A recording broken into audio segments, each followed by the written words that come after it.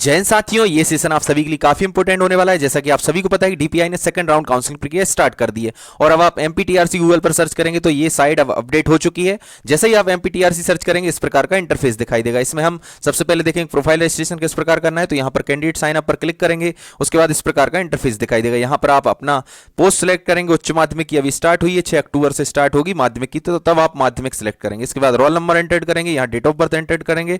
उसके बाद यहाँ पर आप मोबाइल नंबर या ईमेल आईडी रजिस्टर्ड, यहां पर जैसे ही आप सिलेक्ट करेंगे तो मोबाइल नंबर डालेंगे या फिर ईमेल आईडी सिलेक्ट करेंगे। तो रजिस्टर्ड मोबाइल नंबर या फिर ईमेल आईडी पर आपका एक ओटीपी प्राप्त होगा। उसके बाद यहां पर एंटर करेंगे 5 और 2 7। उसके बाद सेंड कर देंगे। तो जो भी आपका मोबाइल नंबर है या फिर ईमेल आईडी है रजिस्टर्ड, उस पर एक ओटीपी प्राप्त होगा। उस ओटीपी को नेक्स्ट स्लाइड जैसे ही सेंड करेंगे तो एक नेक्स्ट स्लाइड आपको दिखाई देगी, उसमें आपका ओटीपी डालेंगे और एक आप पासवर्ड क्रिएट करेंगे। इस प्रकार आपका प्रोफाइल रजिस्ट्रेशन हो जाएगा और आप डॉक्यूमेंट्स अपलोड कर सकते हैं आज से ही। उच्च माध्यमिक वाले जो भी उच्च माध्यमिक कैंडिडेट्स हैं वो सभी आज से प्रोफाइल रजिस्ट्रेशन करने के बाद आप डॉक्यूमेंट अपलोड कर सकते हैं। इसके बाद हम चलते हैं अपनी एमपीटीआरसी की साइट पर। इस प्रकार का इंटरफेस दिखाई देगा। डीपीआई सिलेक्ट करेंगे। डीपीआई जैसे ही सिलेक्ट करेंगे तो माध्यमिक और उच्च माध्यमिक दोनों दिखाई देंगे और प्राथमिक भी दिखाई देगा इस साइड। तो अभी प्राथमिक की प्रक्रिया स्टार्ट नहीं हुई है, माध्यमिक की 6 अक्टूबर से स्टार्ट हुई सेकंड राउंड प्रक्रिया। उसके अलावा अभी उच्च माध्यमिक की चल रही, तो यहाँ पर हम उच्च माध्यमिक सिलेक्ट करेंगे। तो इस प्रकार आपको इंटरफेस दिखाई देगा। अभी आपको क्लियर शायद नहीं दिखाई दे रहा होगा, तो अब आपको क्लियर दिखाई देगा।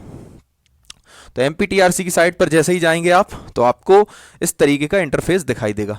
यहां पर आपको न्यू करके दिखाई दे रहे हैं अभ्यर्थियों के लिए निर्देश, इंस्ट्रक्शन रहेंगे इस वैकेंसी के बारे में जो आपकी प्रोसेस स्टार्ट होने वाली है। उसके अलावा यहां पर रहेगा उच्च माध्यमिक शिक्षक एवं माध्यमिक शिक्षक हेतु विज्ञापन और ईडब्ल्यूएस हेतु निर्देश। ये 3 अपडेट्स हैं इस साइट के, तो तीनों अपडेट आपको स्पष्ट दिखाई दे रहे हैं। उसके बाद हम देखेंगे नीचे जाएंगे थोड़ा और, तो आपको एक चीज और स्पष्ट दिखाई दे रही होगी इस साइड। अभी आपको शायद पूरी विजिबल नहीं है, तो अब दिखाई देगी। और उसके अलावा अभ्यर्थियों को डॉक्यूमेंट्स अपलोड कब करना है, तो डॉक्यूमेंट्स अपलोड करने की डेट है 30 सितंबर से 10 अक्टूबर। इसके अलावा ईडब्ल्यूएस के कैंडिडेट्स हैं उनको प्रोफाइल रजिस्ट्रेशन करना है 30 सितंबर से 10 अक्टूबर तक। तो ये तो आपकी वेबसाइट पर दिखाई दे रहा होगा एमपीटीआरसी की। ऊपर आप जाएंगे तो ऊपर आपको 3 अपडेट्स दिखाई देंगे अभ्यर्थियों के लिए। इंस्ट्रक्शन सबसे ऊपर न्यू करके, उसके जस्ट नीचे देखेंगे तो उच्च माध्यमिक शिक्षक और माध्यमिक शिक्षक के लिए ये पीडीएफ फॉर्म में दिखाई देगा आपको। तो यहां पर ये सेशन हम ला चुके हैं। इस सेशन को आपने देखा होगा शायद, और उस सेशन में आपने समझा होगा किस प्रकार से ये एमपीटीआरसी की साइट पर डला हुआ है कि उच्च माध्यमिक के लिए आप प्रोफाइल रजिस्ट्रेशन 30 सितंबर से 10 अक्टूबर तक कर सकते हैं और माध्यमिक के लिए रजिस्ट्रेशन 6 अक्टूबर से 16 अक्टूबर तक करते हैं। प्रोफाइल रजिस्ट्रेशन और डॉक्यूमेंट्स अपलोड कर सकते हैं। एक ये पीडीएफ डली हुई है और एक डली हुई है आपकी ईडब्ल्यूएस के लिए। तो ईडब्ल्यूएस वाली देखेंगे तो उसमें वही आपको 50% मार्क्स में भी आपको एलिजिबल माना जाएगा। तो ईडब्ल्यूएस, एससी, एसटी, ओबीसी एवं दिव्यांग एवं आर्थिक रूप से कमजोर यानी कि ईडब्ल्यूएस के लिए पहले 60% था, अब आपको 50% में भी आपको एलिजिबल माना जाएगा। आपका जो स्कोर कार्ड है वो क्वालिफाइड होगा, वेरीफाइड होगा। जो आपका स्कोर कार्ड है अब उसमें क्वालिफाइड दिखाई देगा, जो अभी डिस्क्वालीफाई दिखाई दे रहा था। उसके अलावा हम देखेंगे उच्च माध्यमिक एवं माध्यमिक के नियोजन हेतु विज्ञापन। तो विज्ञापन आपको ये स्पष्ट दिखाई दे रहा है, इस पर हम सेशन ला चुके हैं। अब हम देखने वाले हैं इंस्ट्रक्शन के लिए। तो अभ्यर्थियों के लिए क्या क्या इंस्ट्रक्शंस हैं, उस इंस्ट्रक्शन को हम इसमें देखने वाले हैं। तो अभ्यर्थी के इंस्ट्रक्शन में सबसे पहले ईडब्ल्यूएस के जो कैंडिडेट 75 या 75 से अधिक मार्क्स लेकर आए थे और अभी इस प्रोसेस से बाहर थे, वो सारे प्रोफाइल रजिस्ट्रेशन भी कर सकते हैं और डॉक्यूमेंट्स अपलोड भी कर सकते हैं। उसके अलावा सेकंड पॉइंट है जो भी 2018 में कैंडिडेट्स एलिजिबल हैं, पात्रता परीक्षा में पास हैं, वो सारे कैंडिडेट्स जो अभी तक डीपीआई में नियुक्ति नहीं हुए हैं या फिर नियुक्ति मिलने के बाद पदभार ग्रहण नहीं किया, सारे कैंडिडेट्स प्रोफाइल रजिस्ट्रेशन कर सकते हैं और डॉक्यूमेंट्स अपलोड कर सकते हैं। उसके अलावा नेक्स्ट जो पॉइंट है, आपकी जो भी वैकेंसीज हैं, जो भी अपडेट्स हैं, आपकी एमपीटीआरसी की वेबसाइट पर आप चेक करते रहिए, वहां पर आपको अपडेट्स मिलते रहेंगे। अभी वैकेंसीज शो नहीं की हैं, आरक्षण रोस्टर, ये सारी जानकारी आपको एमपीटीआरसी की वेबसाइट पर जैसे ही अपडेट होंगी हम आपके लिए जरूर लेकर आएंगे। उसके अलावा नेक्स्ट स्टेप है, आप जो भी कैंडिडेट्स इस प्रोसेस में भाग ले रहे हैं, यानी 29 सितंबर का ये लेटर है, तो 28 सितंबर तक आपकी सारी क्वालिफिकेशंस कंप्लीट होना चाहिए, जो भी मिनिमम क्वालिफिकेशंस है। उसके अलावा नेक्स्ट जो पॉइंट है, अगर हम नेक्स्ट पॉइंट देखें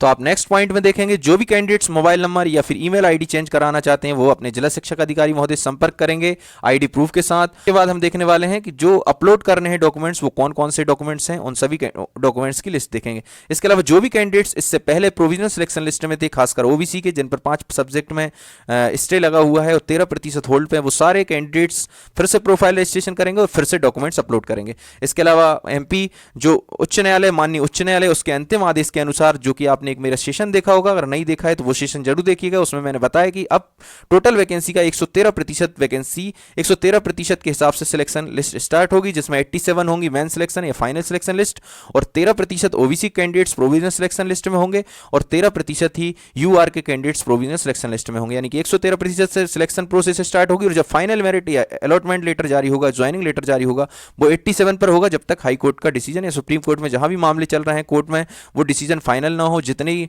भी उन पे याचिकाएं हैं, जितने भी लंबित मामले वो सारे क्लियर नहीं होंगे, तब तक 87 पर ज्वाइनिंग मिलेगी, जो निर्विवादित सीट है।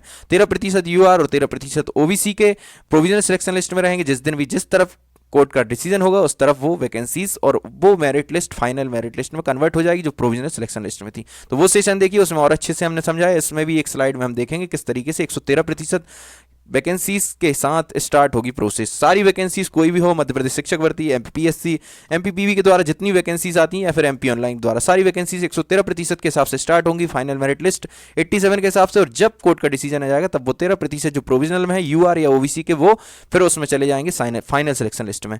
तो नेक्स्ट स्लाइड में हम देखेंगे।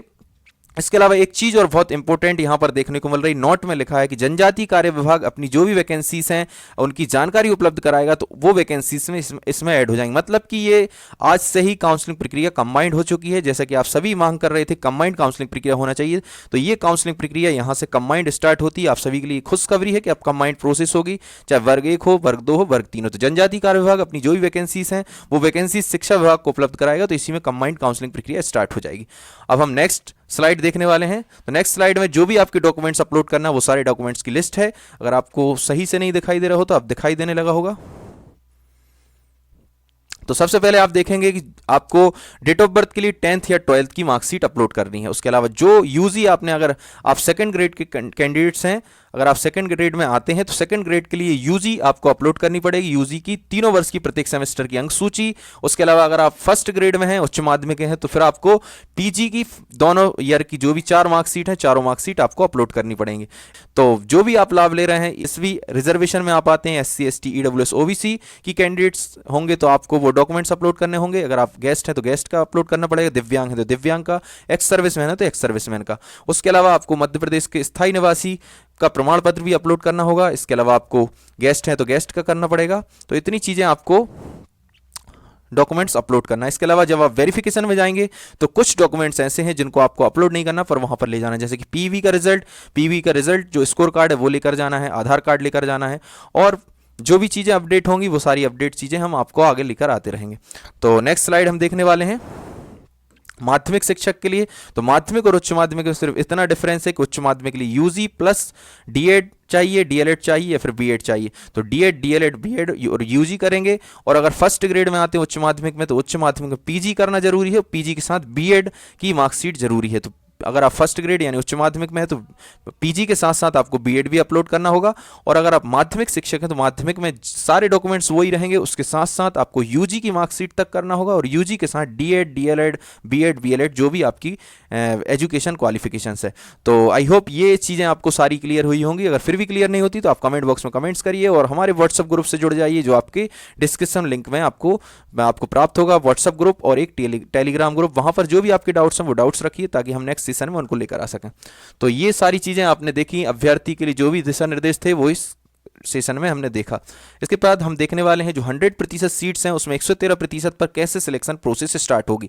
तो एक सेशन हम इस पर लेकर आ चुके हैं, वो सेशन अगर आपने अभी तक नहीं देखा तो वो सेशन देखिए, आपके सारे डाउट्स क्लियर होंगे।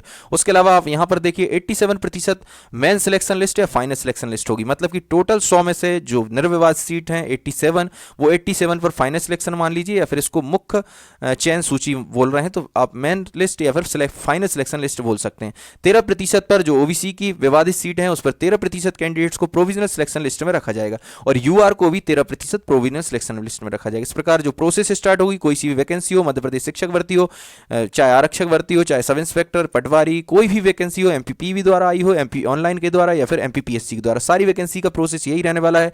टोटल वैकेंसी का 113% से स्टार्ट होगा। उसके बाद जब फाइनल मेरिट लिस्ट जारी होगी, अलॉटमेंट लेटर जारी होगा, ज्वाइनिंग लेटर जारी होगी, तब हमें ध्यान रखना है कि कोर्ट का डिसीजन आ गया है तो 100% रखेंगे। ये 13% जो भी प्रोविजनल सिलेक्शन लिस्ट है, जो भी कोर्ट का डिसीजन रहेगा ओबीसी के पक्ष में रहेगा, तो ये वाली जो प्रोविजनल सिलेक्शन लिस्ट दिखाई दे रही है ये कन्वर्ट हो जाएगी फाइनल लिस्ट में, यहां पर 100 में काउंट होने लगेगी। तो ये वाली जो 13% है वो ऊपर चली जाएगी तो 100% ऊपर हो जाएगा। जिस पक्ष में कोर्ट का डिसीजन रहेगा वो वाली सीट फाइनल मेरिट लिस्ट में चली जाएगी, चाहे ओबीसी वाली हो चाहे यूआर वाली। ओबीसी के पक्ष में आता है तो ओबीसी के जो 13% प्रोविजन सिलेक्शन में वो फाइनल लिस्ट में चले जाएंगे। अगर ओबीसी के खिलाफ आता है तो यूआर की जो 13% प्रोविजन सिलेक्शन लिस्ट है वो चली जाएगी आपकी फाइनल मेरिट लिस्ट में। तो ये जो 100% है वो अभी 113 से स्टार्ट होगा। फाइनल मेरिट लिस्ट जब भी जारी होगी अलॉटमेंट तब 87 होगा, और कोर्ट का जब डिसीजन आएगा तो वो 13% इनमें से एक, या तो ये वाला ओबीसी का या फिर यूआर का 100% में चला जाएगा। आई होप कि ये मैंने जो 113% आपको समझाया सिलेक्शन प्रोसेस का आपको समझ में आया होगा। उसके अलावा हम नेक्स्ट स्लाइड में देखने वाले हैं, जो हम एक लास्ट सेशन ला चुके हैं कि जो डीपीआई ने उच्च माध्यमिक शिक्षक के लिए एक विज्ञापन जारी करने के लिए एक लेटर जारी किया है कि सभी जो भी समाचार पत्र हैं उनमें इस प्रकार का लेटर जारी करें कि उच्च माध्यमिक शिक्षक प्रक्रिया स्टार्ट होने वाली है डीपीआई में। तो ये हम लेकर आ चुके हैं। लास्ट हमारा जो सेशन था वो इसी के ऊपर था। उसके अलावा इसमें बताया गया है कि कितने तारीख से 30 सितंबर से उच्च माध्यमिक के लिए आप प्रोफाइल रजिस्ट्रेशन कर सकते हैं और डॉक्यूमेंट्स अपलोड कर सकते हैं। 6 अक्टूबर से 16 अक्टूबर के बीच आप मिडिल यानी कि माध्यमिक शिक्षक के लिए प्रोफाइल रजिस्ट्रेशन और डॉक्यूमेंट्स अपलोड कर सकते हैं। उसके अलावा ईडब्ल्यूएस से रिलेटेड एक जो आपको वहां अपडेट में दिखाई दे रहा है एमपीटीआरसी की साइट पर, तो वो इस प्रकार का लेटर है जिसमें आपको अपडेट कराया गया है कि SC/ST OBC के लिए जो 50% मार्क्स चाहिए थे अब ईडब्ल्यूएस भी उसी कैटेगरी में आ गया है। तो यहाँ पर होगा SC/ST OBC ईडब्ल्यूएस और दिव्यांग साथी को 50% मार्क्स में भी क्वालिफाइड माना जाएगा। तो ये 3 जो अपडेट्स थे वो डीपीआई द्वारा जारी किए गए हैं एमपीटीआरसी की साइट पर। तो आई होप ये तीनों अपडेट्स आपको समझ में आए होंगे। उसके अलावा जो शिक्षक भर्ती है, चाहे प्राथमिक शिक्षक हो चाहे माध्यमिक हो उच्च माध्यमिक, तीनों की अब कंबाइंड प्रोसेस स्टार्ट होने वाली, हमने लेटर के माध्यम से समझा। इसके अलावा जो भी अपडेट्स थे हमने सारे अपडेट्स देने के प्रयास किए। फिर भी आपके माइंड में कोई डाउट्स रहते हैं, कोई कन्फ्यूजन रहते हैं तो आप कमेंट बॉक्स में कमेंट्स करिए ताकि हम नेक्स्ट सेशन में उसका आंसर लेकर आएँ। तो आई होप ये सेशन आप सभी को अच्छा लगा होगा। सेशन अच्छा लगा है प्लीज़ चैनल को सब्सक्राइब करें, वीडियो को लाइक करें और वीडियो को ज़्यादा से ज़्यादा शेयर करें। जय हिंद, जय भारत।